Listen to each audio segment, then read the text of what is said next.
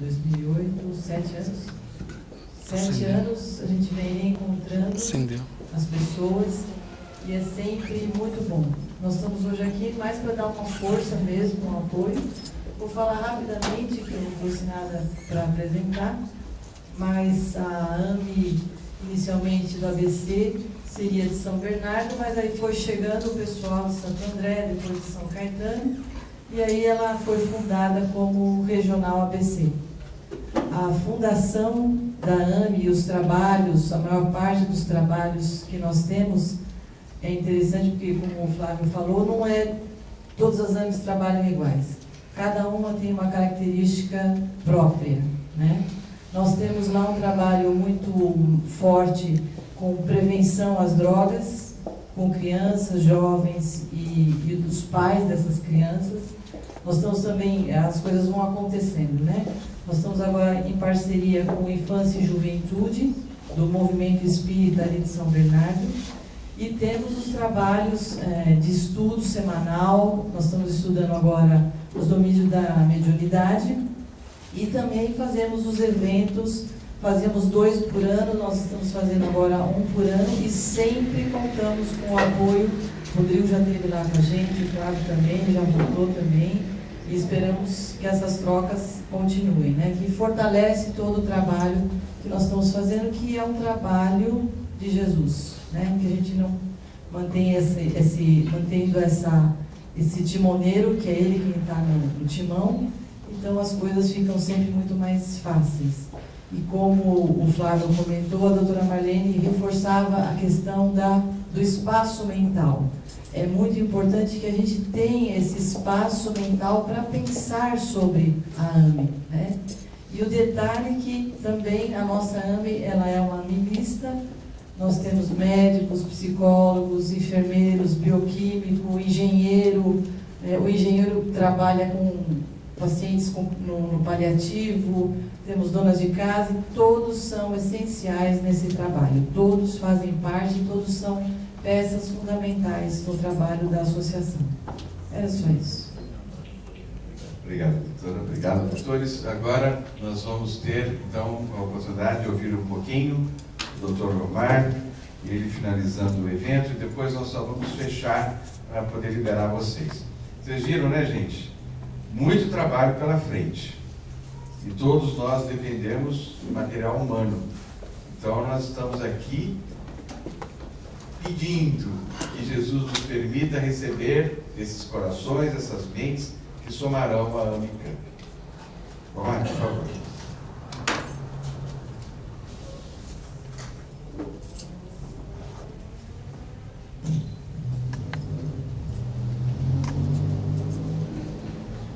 Que Jesus ampare a cada um de nós.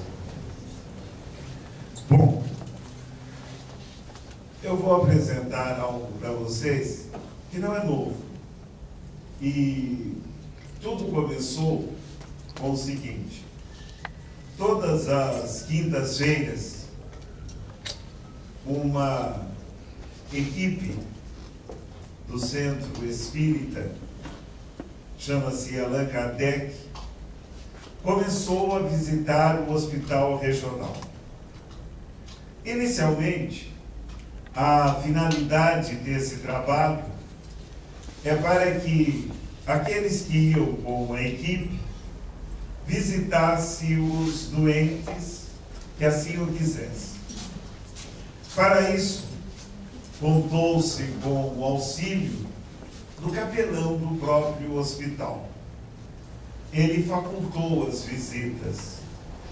E começamos, então, a fazer esse trabalho. Inicialmente, nós não colhíamos dados, os resultados desse trabalho. Mas, a partir de 2013, começamos a coletar os dados. Será que os indivíduos melhoravam mesmo? Será que, levando a bênção da água fluidificada, de um passe, ou simplesmente de uma palavra amiga, será que isso redundava em algo benéfico para aqueles que estavam internados? Bom, a resposta começou a vir. Inicialmente, nós começamos a fazer aquilo que eu dou o nome de anamnese espiritual.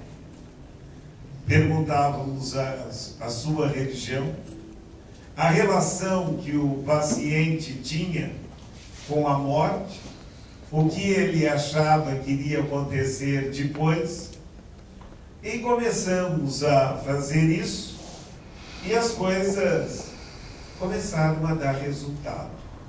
Quando iríamos colher os resultados, eles eram bastante animadores, a tal ponto que influenciamos o maior número de pessoas para esse trabalho. Começamos simplesmente com 4, e hoje a nossa equipe tem 11 pessoas, e todas as quintas-feiras nos dirigimos à tarde ao hospital, das 13 até as 15 horas, e fazemos o trabalho. Para cada um deles nós temos uma ficha e começamos a analisar. Bom, o interessante é que nós não fazemos nenhuma cura. A cura, evidentemente, quem tinha a melhor sabedoria sobre tudo isso é Cristo, né? Jesus Cristo. Ele dominava tudo. Nós não dominamos praticamente nada. Somos simplesmente intermediário de tudo. Então, há necessidade do próprio doente favorecer o nosso trabalho. Mas isso não vai ocorrer em minutos. É algo que demanda tempo. Somente Cristo é que podia curar os indivíduos na hora. Nós ainda não temos esta prerrogativa. Enfim, nós temos um grande número de modalidades de curas, né? Não são só nós, espíritas, que fazemos isso, e hoje muitas pessoas até mesmo estão se curando pela própria alimentação. Mais um, Felipe. Muito bem. E a única coisa que nós conseguimos fazer, para isso eu vou ler porque isso é importante, é de ordem humana que revidemos aos assaltos os nossos sentimentos quando agredidos por irmãos que ignoram os direitos dos outros. Porém, é da lei divina que devemos perdoar, para que esse perdão alcance o nosso coração na sequência do nosso amor. O que ganhamos com a perseguição? Somente inimizade. A justiça feita por nossas mãos distorce os bons sentimentos e anula a fraternidade. Nós moramos em 2 campos de vida. Num, quando usamos o corpo de carne, e no outro, quando estamos em estado de espíritos. Mas as leis são as mesmas, e elas cobram de nós quando as rejeitamos na sua função de restabelecer a harmonia. A humanidade sofre uma obsessão coletiva e imprime na própria atmosfera um magnetismo perturbador, sendo por ele influenciada para as guerras, as doenças e a fome. É o momento de decisão, é o fim dos tempos de decadência, para que brilhe no mundo outro sol de esperança. Se porventura os homens se espiritualizarem de uma só vez, deixando cair as armas, que a ciência transformará em arados e instrumentos úteis à paz, ao bem-estar e à caridade. A própria natureza fará o trabalho de limpeza e de escolha. Então, hoje, uma das coisas que nós percebemos é que o indivíduo só vai melhorar se ele mudar a sua maneira de pensar. Se ele começar a efetuar aquilo que podemos chamar de reforma íntima. Porque o nosso pensamento é uma arma, é uma força. E nós devemos lembrar que, dependendo da maneira como pensamos, isto vai influenciar também o nosso próprio corpo perispiritual. Então, chegou o momento de nós acharmos que a própria doença começa na alma do indivíduo, começa no seu próprio perispírito. E isto, nós podemos fazer alguma coisa. Nós podemos tratar o indivíduo espiritualmente. E isto nós podemos fazer. O trabalho que realizamos de quinta-feira à tarde mostra isso. E também observamos o seguinte: quando os indivíduos mudam a sua maneira de pensar, a sua maneira de agir, a cura, ela chega mais rápido. Vamos lá? Bom, então nós sabemos o seguinte: o conceito dos nossos centros de força, para Edgar Armond, são acumuladores e distribuidores de força espiritual, situados no corpo etéreo, pelos quais transitam os fluidos energéticos. Para Jacó Melo, campos mento-eletromagnéticos, comandados pela mente e repercussivos das emanações orgânicas advindas dos plexos e zonas aos quais estão ligados ou associados. Para Zalmino, que nos deixou ainda há pouco, fulcros energéticos localizados no perispírito, responsáveis em seu conjunto pela distribuição de energia vital e, por conseguinte, pelo equilíbrio fisiológico do organismo físico. Então, se o nosso perispírito estiver bem, o nosso corpo também estará. Mais um. Bom, plexos quer dizer entrelaçamento, enlaçamento de muitas ramificações dos nervos. E cada um desses plexos, eles comandam um determinado centro de força. Evidentemente, tá? O ponto mais acionado é o cérebro. Está aqui, ó, embaixo. Uma vez que ele controla as emoções, o aprendizado, a linguagem e o pensamento. No cérebro, o córtex desempenha papel fundamental nas comunicações, porque é responsável por toda a atividade mental.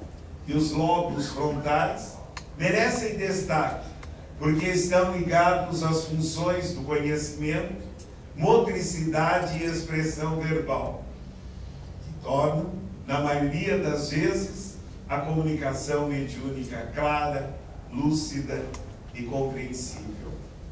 Então, o nosso córtex pré-frontal, esta região do nosso sistema nervoso, localizado na frente do nosso cérebro, é que controla tudo.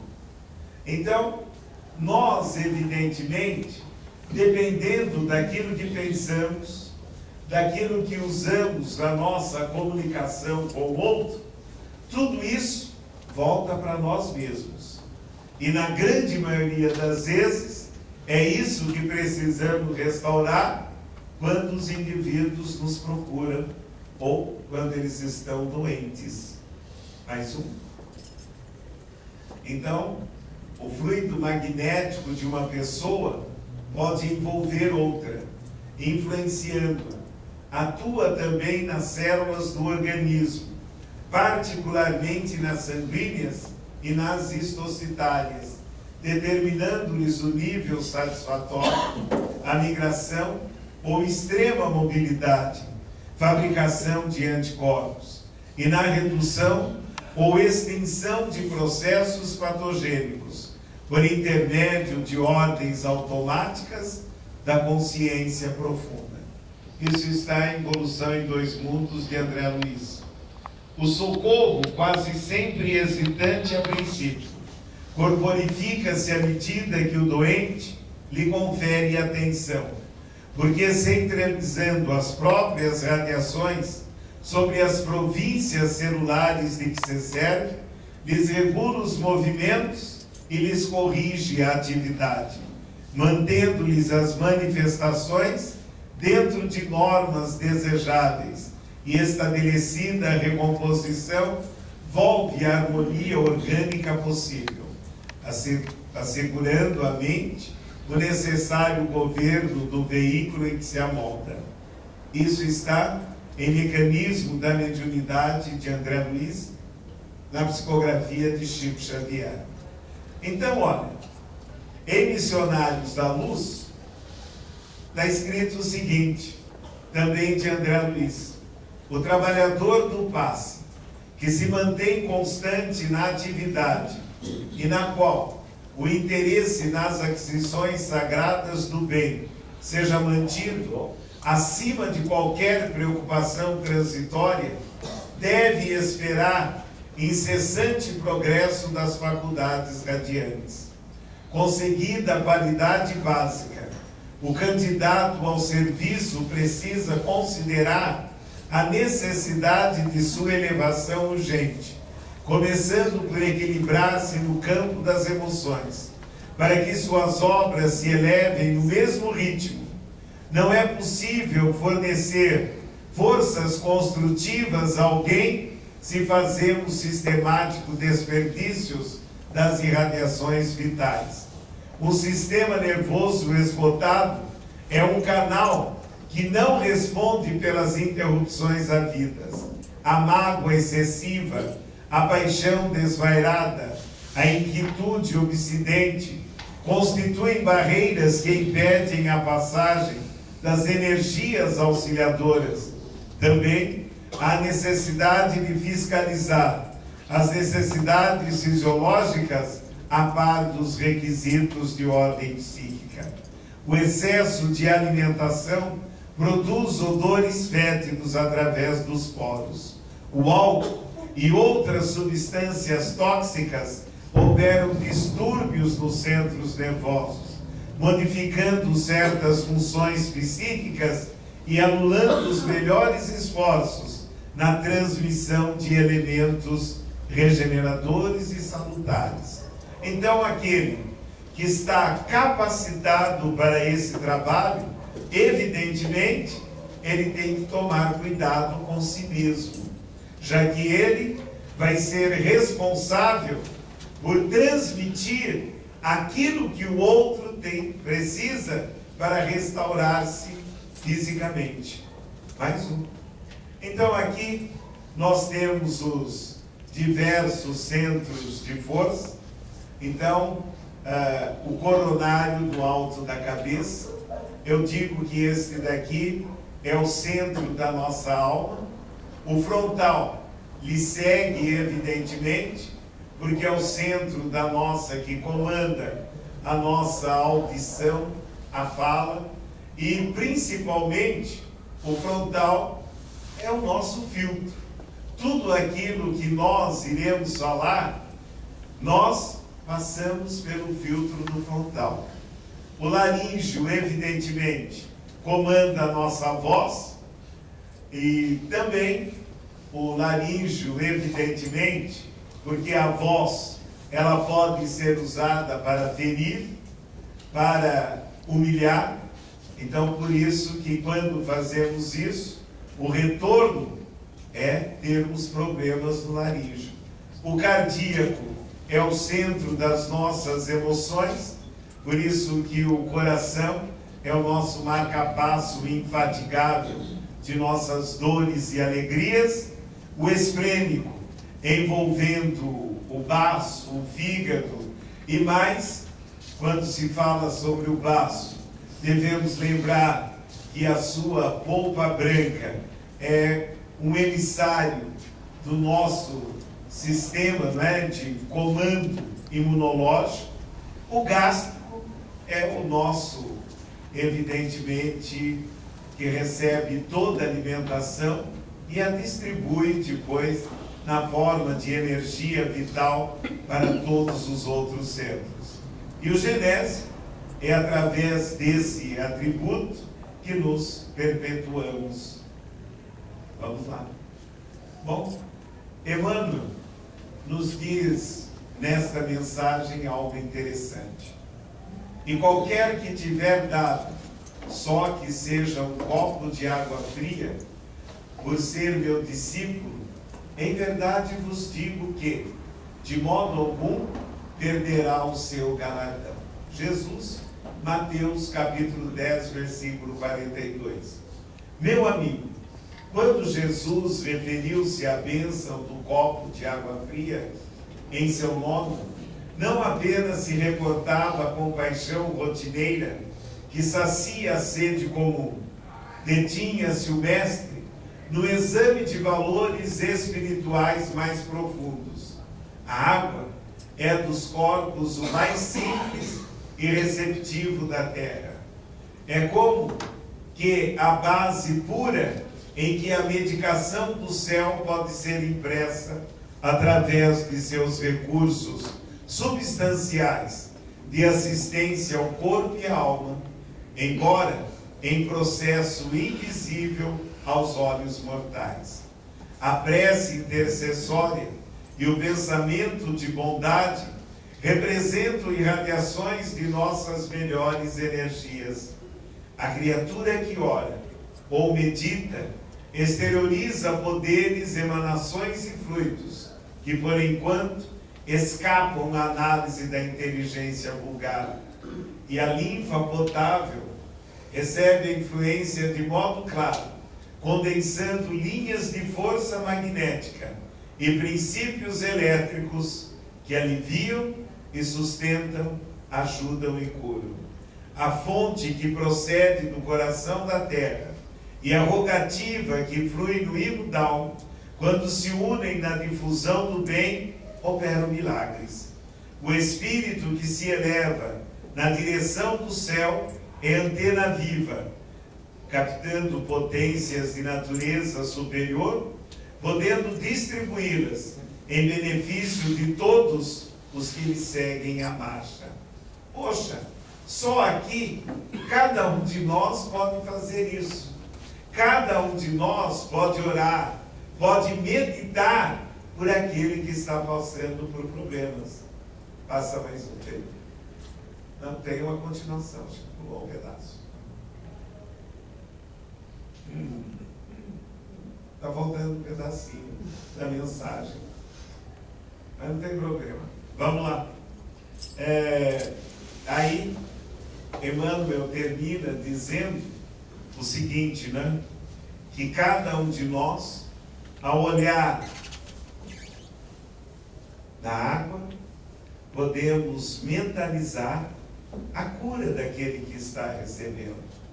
Então, isto todos nós podemos fazer, já que o corpo humano, evidentemente, tem 60%, 70% de água.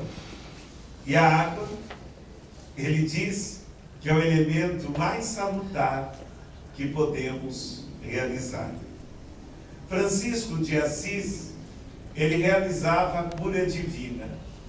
Certa noite, Francisco, deitado numa folha de corda velha, depois de muita meditação e sentindo o sacrifício imposto pela falta de recursos, estendeu o seu pensamento a Jesus, buscando com humildade soluções adequadas. Senhor, que queres que eu faça diante do que eu já pretendo fazer em favor do bem, do amor e da caridade? Sinto-me em um barco que o vento leva, sem que eu possa domá-lo. Estou de posse do consentimento do clero romano para trabalhar em sua lavoura de inúmeras consciências. posso garantir que essas portas estão abertas para nós. No entanto, sei que isso não é o essencial, pois amanhã ou depois poderão ser fechadas, se for conveniente para a política e interesse próprio. Sou conhecedor de que até agora jamais se olhou o interesse da coletividade, principalmente se for para se perder o bem-estar físico e autoridade de mando. Todavia, Senhor, compete somente ouvir-te por ser teu escravo em todas as dimensões que eu puder viver. Sou teu e peço-te para viver em mim. Esperou um instante em completo êxtase, condição que lhe for entregue como prêmio, e ouviu a grande voz que lhe falava, sem o uso dos sons audíveis. Francisco, quero que faças a vontade